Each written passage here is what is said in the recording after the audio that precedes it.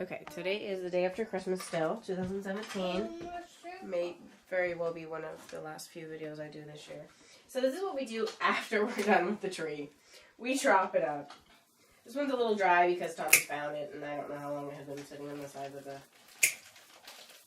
logging road. So it stopped absorbing water. So we just stopped watering it. We didn't have anybody come over for the holidays. We just had the holidays out. We went to family's house. So we didn't really care that our tree wasn't so glamorous at the end. And I did want to mention, by the way, that with our coat rack, I do plan to paint it when the weather heats up, and or maybe sooner, I don't know, depending on what kind of location we have to do the paint. So this stuff burns so good in the fireplace, but that also explains why fires are so easy to happen. Pine needles are so flammable. Trying not to cut my lights because I didn't get them all down yet.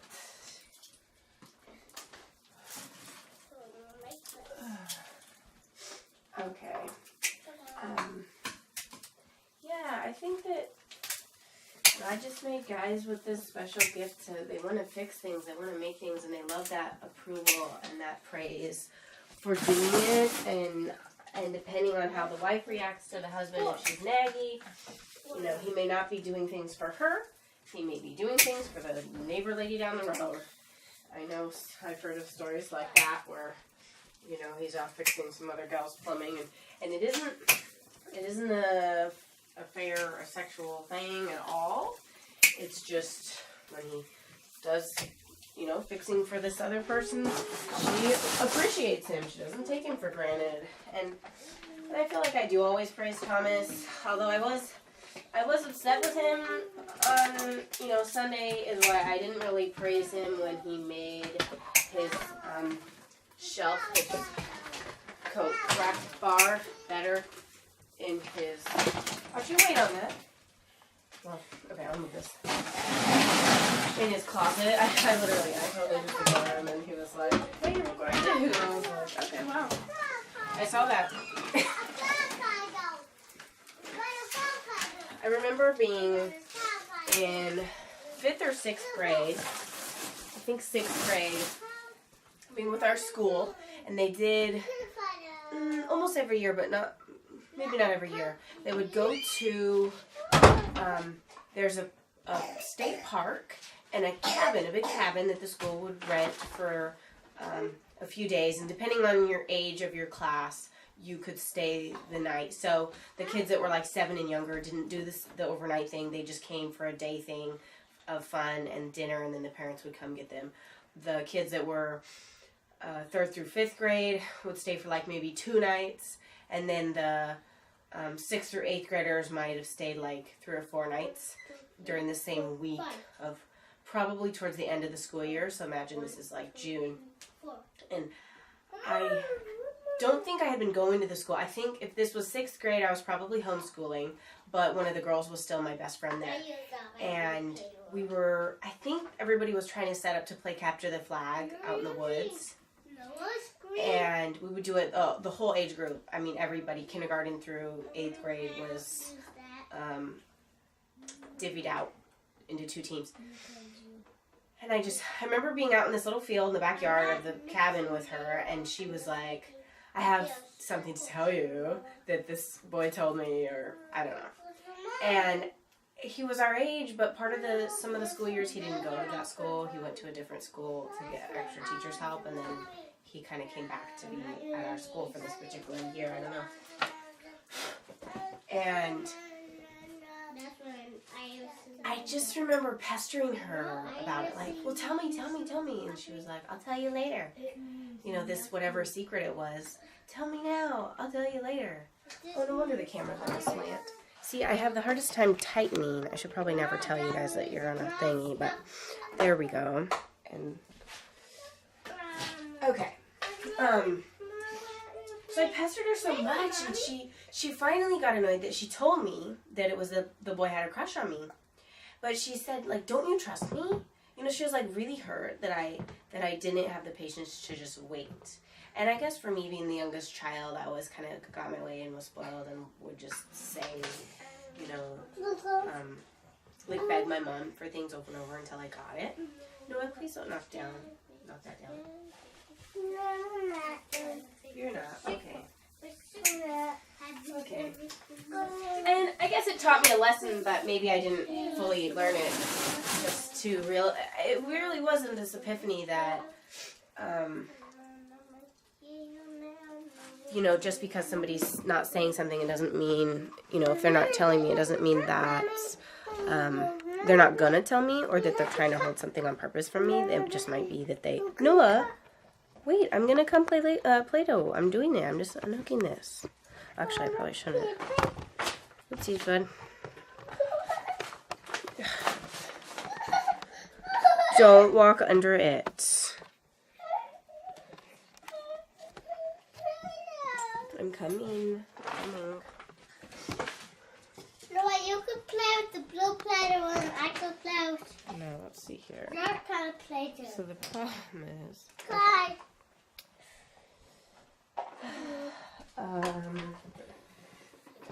There we go. Did we get that? What, Audrey? The dragon's cave. Are we down? Thomas is so awesome. So you saw all the Christmas presents that we got. A radio with a remote and battery that I can take up to the barn. And music. So cool. Alligator cave. I like that. Mommy made some Isabel puppies, but they kind of got squished up, huh, bud? You were trying to play with my puppies? You guys traded colors? Yep. What's a life lesson that we might want to tell people about? Oh, I guess I wanted to talk about our presents as you saw us open them.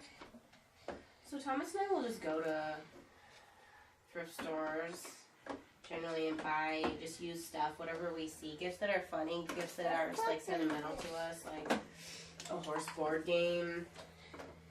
I had been given that a brand new one when I was like 12. Then my mom and I would play, and some friends, you know, we'd take it camping and play. And that was so special of him. You know, it's like, it's not that I need another one, but it's really cool, and it has extra cards, and then if we're playing it with, like, we could play 8 people or more. And where the original game was only 4. It's a dragon. Wow, wait, let's line this. So, not every year do we do as a whole family, like my siblings play, including the kids, all the cousins, because there's so many. Ooh, nice, like a cookie cutout. I don't like that game. You're throwing these out, and I don't like it because they're flinking onto the floor. So last year we did a white elephant with the kids, and that was really fun. But this year we decided to do Secret Santa, and this was Samuel's gift, was the Play-Doh, and he is loving it. Yeah, it's me. Well, he didn't give it to you. You guys are just playing with it. Okay, there we go. Now it's out. You don't need to fling it out. We're not trading colors again because otherwise it's going to mess up on the floor, on the table. So I don't have really an ego that says it's embarrassing to give a used gift.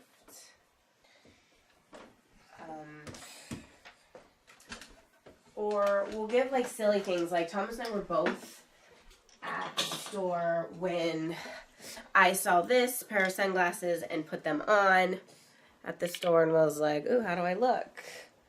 Like, here's a hint, this would be cute. And then I left it and I walked away. And I didn't even think he was going to get them. Like, I didn't even know. But I didn't even remember, like, at the time of opening it, that we had even looked at those. This funny little magnet pad. He has a giant version. Like, literally, it's really big. That he had as a kid. So it's not like he needed another one of these, but it's a funny, silly thing. Pretty cool. Last year, or this last summer, the kids and I were playing t-ball. We have golf balls. I think the kids have real miniature bats, like a tiny little wood bat. And then we had, I screwed a board on a base and we hammered the center of it to divot down a little to hold the balls better as a tee. I made a tee and we kind of played baseball. So I wrapped for Thomas, Samuel has a soft bat that we just bought a month or more ago, but I wrapped this and these binoculars together just as a funny shape, like look, but couple buck bat, like it's not really a big deal for him, but it was something. And I think these are night ones. I'm not sure, because basically I see green. Anyway, we got some bigger items too. So I'll have to calculate what I spent on Christmas this year. I don't really know. But this year it didn't really matter. Next year I plan, I really want to just do a stocking, like one gift, or limit it to like 20 bucks a kid. Something cheap and more reasonable, and then either be planning to buy for some other kids presents with the money that, you know, like the difference. If I spent like $400 this year, maybe we'll spend $80 on our family, and then $200-300 on other people. I think my numbers are pretty close. Yeah. So, yeah, Thomas is really always, it's so funny. If he can't do it right in talking or to know what to say, it just seems like he goes to the, okay, well, I could go fix something and I'm going to be successful at it. And it might be something that I wanted, like, for him to fix in the closet so his clothes are, you know, in the pile on the floor needing to be hung up. That was really cool. I guess I just keep coming back to, in the Bible, the scripture that says don't sign usury with a friend. Like, don't be co-signer or lending money or be lent. You know, if you're going to give your friend money, just give them money and don't expect for anything back. And it says, basically, you're a slave in that when you're in debt, and to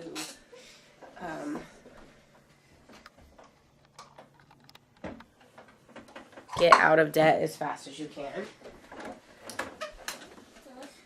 So for me, that's really what I want to do. And I guess I've been trying to pray about and debate on how much financial stuff to like explain to you guys or share on the reality level. Like, that is such a cool cave, Audrey. I like that. For instance, the grocery thing that I was explaining, we rarely go out to eat. This is a mama alligator. I mean, I remember when we first were married. No, this guys, is shh. Stop arguing. Just make your own stuff. Went to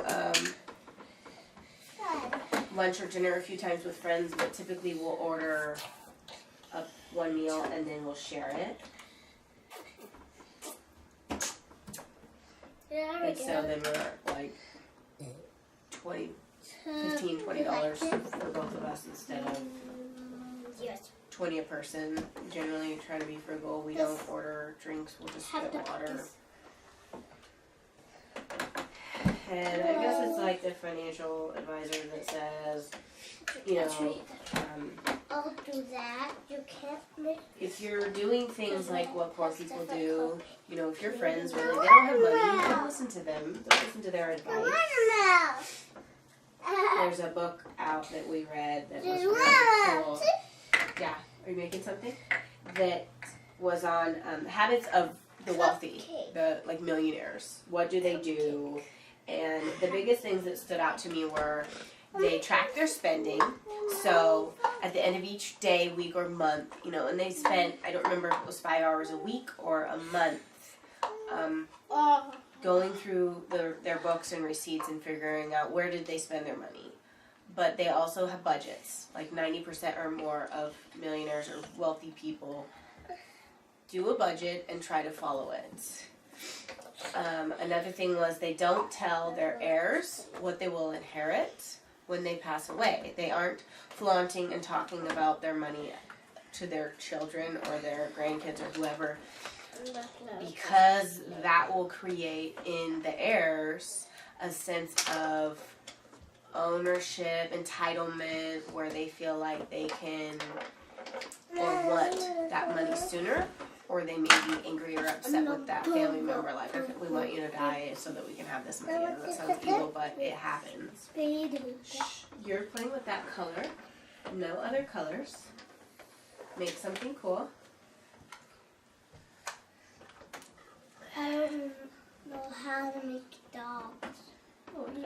dog. Make something different. Make a ball. This is how Mommy's making a dog. Play-Doh dog. I made a ball, and then I roll it a little bit, like a cylinder body. And I just rolled out all these legs. I'm going to put these legs on. They're a little too long. I don't like to do But we're putting them on. I don't like to do Stop, Noah. And also something with millionaires, wealthy people, is they are frugal. And I'm not talking about people who have high income annually, that have the boat and the fancy house, that have like no money. You know, they might have $1 million, but when they're making $200,000 a year and they're 50 years old, they should have accumulated a lot more money by then. So they have a wording that they say that they call the under accumulators of wealth and the prestigious accumulators of wealth. And so it's like, are you accumulating more or less than what you should? And you calculate your age, your annual income. I think maybe times 7 divided by your age, some number where you should be worth something by how many years you've worked it. And I guess for me, I don't really do follow a budget. I should. Good. Are you making something cool? Here's the tail. Did you make a body? Stick the tail out. And then we make a little head. It's a little ball. Maybe we'll turn these puppies around so people can see them. I think I'm going to make the ear on the head instead of adding the ear later. That would make a better little dog. Here's one. That's cute. That's getting to be a little bit bigger though.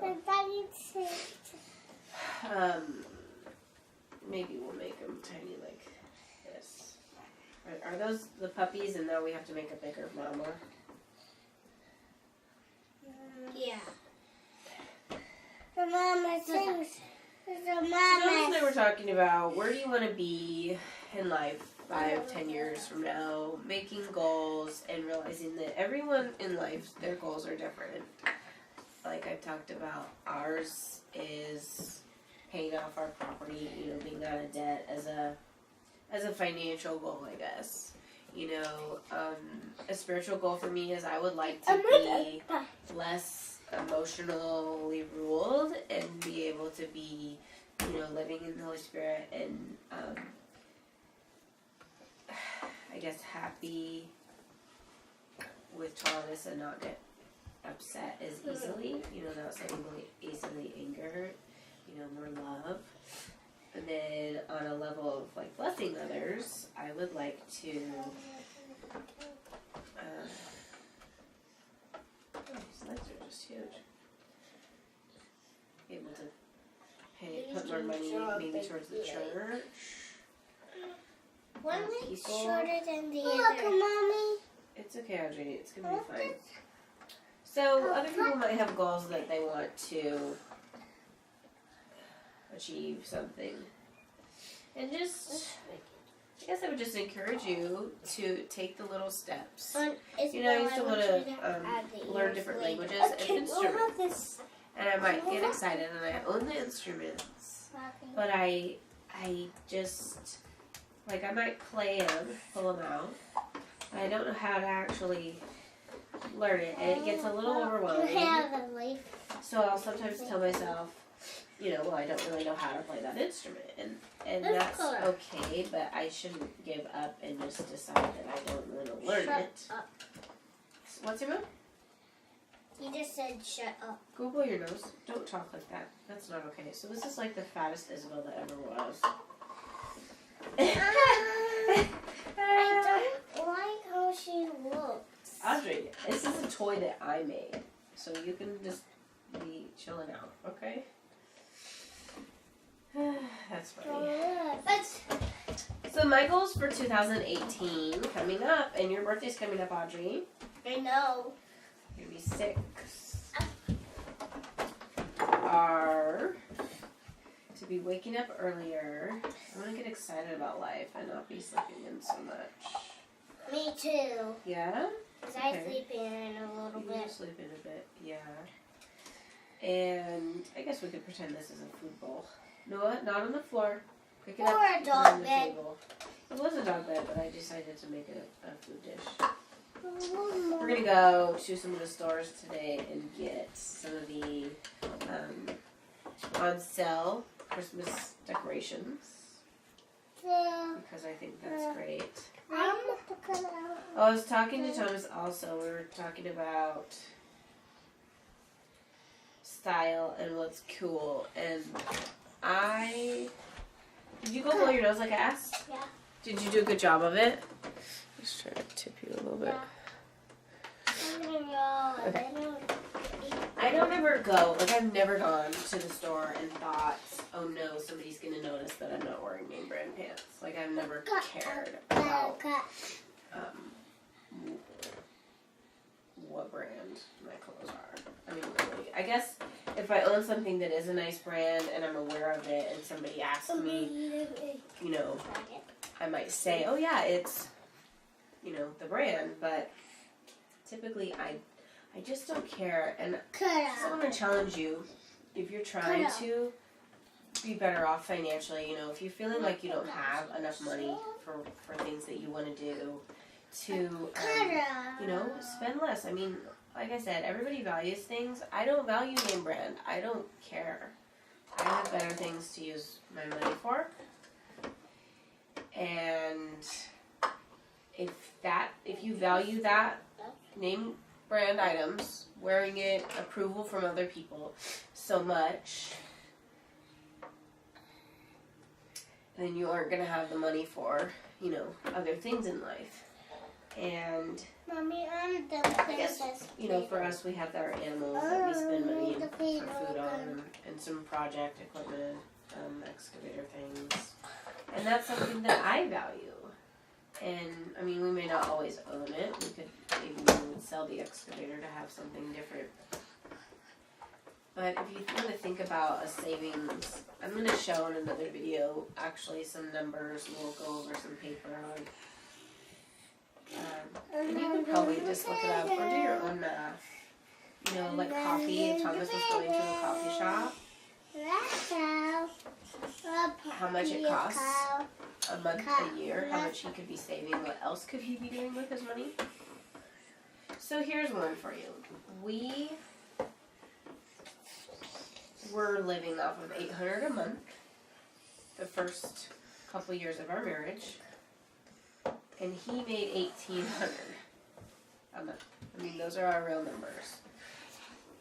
So we were saving $1,000 a month and living off of $800. So that $800 was paying for everything. We insured either 1 or 2 vehicles, depending on what we were driving or owned. So a truck and a car, fuel for both. I had 2 to 4 horses that we boarded at a friend's, so the board was cheap. It was like $150 a month maybe. And then feed, which sometimes we made our own hay or we were buying feed. And then in the summers they didn't eat much because they were out on the pasture. We had 3 Labrador retrievers that we were feeding. And then I might have had a couple of bunnies in town or a chicken or something. That's not okay. I already pulled it all out and I don't want you to make Play-Doh go flying all over the place. Okay? I don't like that either, man. You done? Can't be making it fly.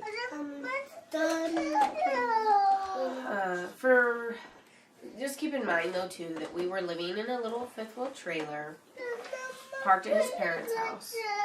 And I think for the first year we didn't pay them any kind of a rent, but then the next year we were paying to cover utilities, which probably we should have been paying a rent and utilities the whole time. But I feel like since we were being responsible and saving our money, that it was a good thing. Like for my kids, if that's what they were doing, I wouldn't have asked them to pay me rent if I knew that they were saving. Noah, can you quit whining? Can you play with some toys? trying to think about what else our money was for. So we would buy food, fuel. This one? Yeah. We've never had a car payment, auto pay, any kind of loan besides our house. And we just pay cash. And we don't have a ton of money flying around. I mean, we're not like rich and have tons in savings. At the time when we bought our house, you know, all of our savings chunk just went towards the purchase of the house. Hey! And then, of course, in buying a house, we realized that there's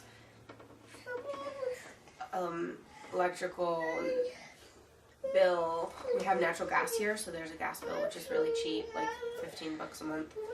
Our power is $50 on the house, and it's $20 on our garage. And the garage we're not using. $20, that's just a minimum on the meter. Yeah. So the $50 on the house, normally we just have lights. And if we're not in a room, lights are out. I generally will always have the laptops. There's a couple laptops that are plugged in. What else do we use? Rarely we'll watch a movie, maybe once a month, not even. So maybe like for a couple of weeks we might watch like 2 movies, and then we'll go a span a month or 2 without. I know I'm just rambling on a little bit, but I'm kind of sharing just financially, like the reality of how we're living.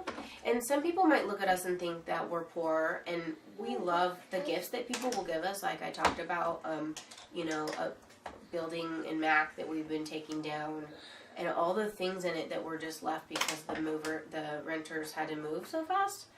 Well, really, they had like 4 or 8 months to move. But, so like fly swatters and brooms and dustpans, nuts and bolts, a few wrenches, buckets of paint, like roofing, the tar paper and roofing materials, the nativity, ceramic nativities, a few things that we have, you know, been given as gifts to people. Maybe a few kids' toys. There was like a Barbie doll RV thing that Audrey got. The tractor, that was a gift from my grandparents. A quick shade was something else from a friend that Thomas also got a winch. We're trying to test the winch out, and then he was going to pay the friend for the winch out of our box. But them too, you know, we'll sell some things. Like when we first got married, he had some dirt bikes that, I mean, they weren't super valuable because they weren't in like pristine condition. But there's other things that we've held on to because they're special that, you know, maybe it would be valuable and we're not using it, but still it's like it's never replaceable. Like this old 56 Chevy car that he has that his dad would race in the gut and it needs to be fixed up. But I'll just wrap it up a little bit. Are you doing things to please other people? Or are you doing things to please God? Do your actions come from what you value as a person, or are they coming from what you think other people want or expect from you? And if you aren't feeling like you have a lot of money, sit down, you know, with a pen and paper, and if you're by yourself and single, find a friend to help kind of hold you accountable and help decide, hey, do these numbers make sense? Does this look fair and good? And help hold you to it. You know, if you're married, of course, I want, like, come together as a husband and wife, even if money is a fighting thing, no fighting on this. And also try to have an area of some spending money. So I used to call it blow money, and I would put it on an envelope, but we would kind of laugh about it. So it's not called blow money. Now we were kind of calling it an allowance for Thomas. And what I'm pulling out for him is 10% of what he makes that he can just spend on whatever and unaccountable. In reality, if he needed more, he can have more because we have, I mean, all of our money each month isn't allotted and delegated. There's you know, the chunk left over that we can kind of decide, okay, do we want to cement the lean-to in the garage? Do we need to buy more horse hay? Do we need to buy more diesel for the excavator? You know, there's a little bit of spare money for leeway, which I guess living on property, it's good. I like that, and I think that's why I don't really stick to a for sure budget. But really, I'm not at the outlet stores paying tons of money. I mean, I bought a purse for $8. Otherwise, my purses are a couple bucks. We typically we have one special thrift store that we like that's in Salem where we go, and the things are so cheap. I mean, like, the baby clothes was like $1 a piece. Kids' clothes are like $1 a piece. Well, do my kids dress with style? I don't know. Sometimes not. And we try to dress according to the occasion. So we're just home right now. We're going to change a little bit to go to town, and they'll be dressed a little bit nicer. I guess the point on are we rich or are we poor? I feel blessed. I feel spoiled. I feel like I can buy whatever I want whenever I want. And I guess there are limits to that, you know. I mean, I'd like to buy a living quarters horse trailer. Do I have perfect credit? Yeah. Do we have money? Can we afford payments on a new one? You know, 30 grand, 100 grand? Isn't it cute? Yeah, we probably could get one. And a puppy bed. I am not going to be paying interest on some rig that is going to get scratched or sitting around. Like, I'm just not going to do that. Isabel, That's cute. puppy bed. That's really cute. Yeah, your bed looks better than mine. Oh, mine was a dish. That's right. Yeah, yours looks really good. If we had an extra 5 or 10 grand sitting around in time, and I was showing and would use the trailer more, I would do it. I would go ahead and get the trailer. But really, I don't need that. I mean, for now, we're good. I don't know how long I've been talking, but I think that, like the Lord says, that we're to take care of the widows and the fatherless and the homeless, that I would rather, you know, be paying money for missionaries than to be going on an extravagant vacation. I'll talk in another one about our wedding and the expenses for that and the honeymoon and, you know, our house buying and saving money for that. I would probably say Thomas and I would both agree that we would have saved longer. But then again, I think we got the house right towards the end of when the market was cheaper in 2014. And we were pretty miserable in the trailer. We'd been in it for 4 years. So 4 years we lived frugally, living on next to nothing. And he made better money the later 2 years. And we probably didn't save as much as we should have, could have in those later 2 years. But I know that we did we worked really hard and we did a good job. So what can you live without? You know, I would say, ladies, paint your own nails, cut your own hair, quit dyeing it, don't, and really who I'm talking to right now is an audience of if you guys are feeling crunched with your money. So if you have extra money, fine, spend it on what you want. But my value is to not be wasting money on interest, like on our house payment, and to be smart and wise with it, Like Thomas and I think it would be great to have a rental house, something if we could save, like 50 grand, buy the rental house. Well, by the time we save the 50 grand, that's going to take us a few years to save, buy it, to rent to friends or family or somebody. What would we be maybe getting $500 to $800 in rent? Well, we're paying like that in interest each month on our house. So really, I know advice from a financially wealthy guy would be, would you mortgage a house to buy that rental house? I would not, no. So thus, I would say, all this savings money, we just need to pay down the house. So the same thing with you. Would you give up your coffee and your nails done to have paid off car, nicer car, whatever? I mean, those aren't things, that's not what I value. So I have 2 Dodge Chargers. We bought those cheap. Thomas fixed them. We painted them. I mean, you know, so we did a little bit of work and time into them, but we own them. There's no payment on them. My Honda Civic, I bought in the fall of 2009 when Thomas and I just met, and you know, we just took it off insurance a month ago because we're driving the Charger more now. And that Honda gets 36 miles to the gallon. So good, like almost double what the Charger gets. So for us being frugal for all that time, that was really good, saving on fuel. I mean, instead of me getting gas, like the Charger's probably like twice a week, the Honda would have been once a week. So $20 versus, and the Charger's 15 gallons. So it's probably like $50 a week. I mean, I really don't want to think that I don't drive it that much. It's probably not quite $80 on the Honda, $200 on the Charger, but it's almost that difference. Fuel, if you calculate it. Drive time to work, that's another one. Do you like your job, love your job, value your job?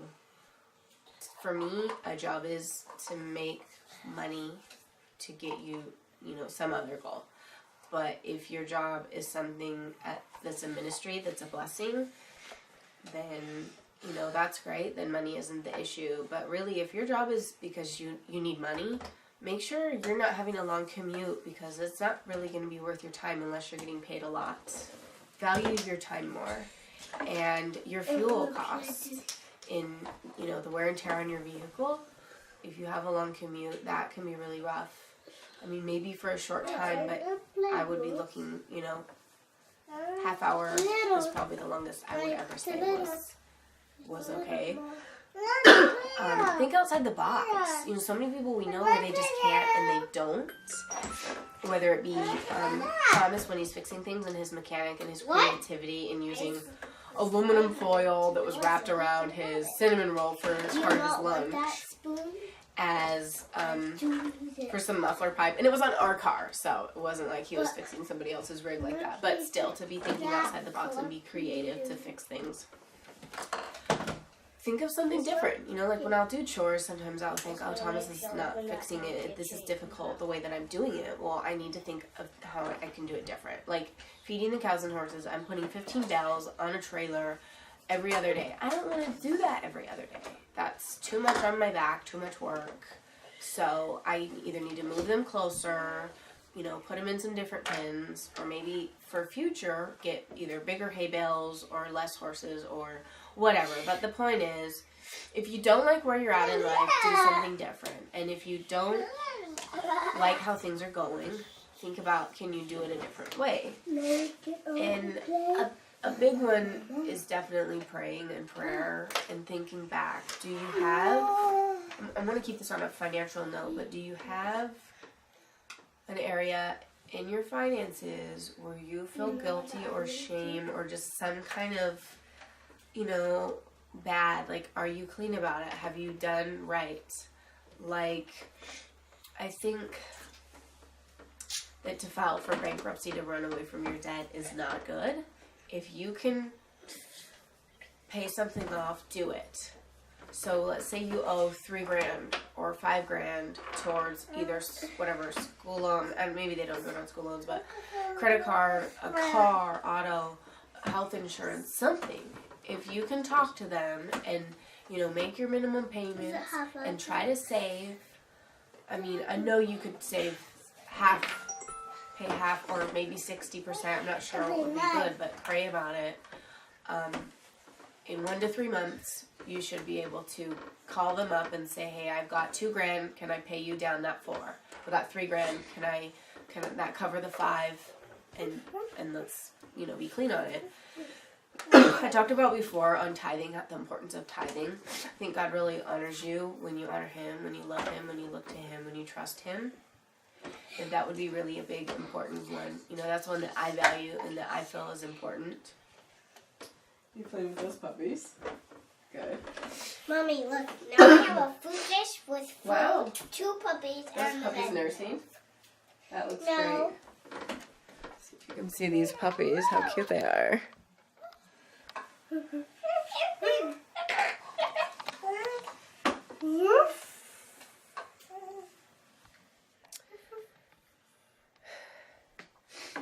Why is the dog Tail falling out? Oh, well that's just how the dogs normally don't hold their tails straight out. You think they do? Yeah. Well, some dogs do sometimes. They just wag their tail. So just See, one make of sure my you have a puppies good clean doesn't have a conscience tail about it. and one If does. you remember, you know, like It's try like to write things down and think about, did I ever borrow something from a friend and I haven't paid them back? Do I owe them? And if you're not sure, ask them. You know, and more of it is a heart issue than the actual logistics of it. You know, say, hey friend, did I pay you back that one time you lent me some money? Or are you feeling good about it? Do you feel like I need to pay you back? Like a friend of mine out of 20 and said we went shopping and her stuff only cost 18, so I know I owe her too. Well, that might not be a big deal, except I know it and she probably knows it too. And for me to be honest, I should either pay her the 2 or, you know, ask her about buying her something that's more valuable than the 2. Another time, a friend had offered to bring things to a birthday party, and I was like, oh, I'm out of flour, I'll pay you back. And I forgot to pay them back, but later I talked to them about it, and they were like, oh, don't worry about it, you know, a couple bucks flour, no big deal. You know, do you feel like you've kind of scammed anybody or ripped anybody off? There's a Christian movie out about praying, and the guy has been scamming his boss and his work, and he honored and he repaid it back. I mean, he got fired. He didn't have to go to prison for it because they respected his honesty. But think about, you know, why is there this financial burden? And it may be something from your heritage and lineage and a past too. So has your family members been honest with their finances? Some people out there, guys, they look rich and wealthy, but they did it through cheating and scamming, and it's not gonna last. It's not gonna be honored in heaven. No. I don't wanna keep going on that right now, just because I know that's gonna take forever. But pray, you know, Holy Spirit, Jesus, show me. Is there an area in my history, in my lineage, in my family where they had sinned in an area of financially, you know, either wasting, laziness, cheating, stealing, you know, something. God, reveal that to me, and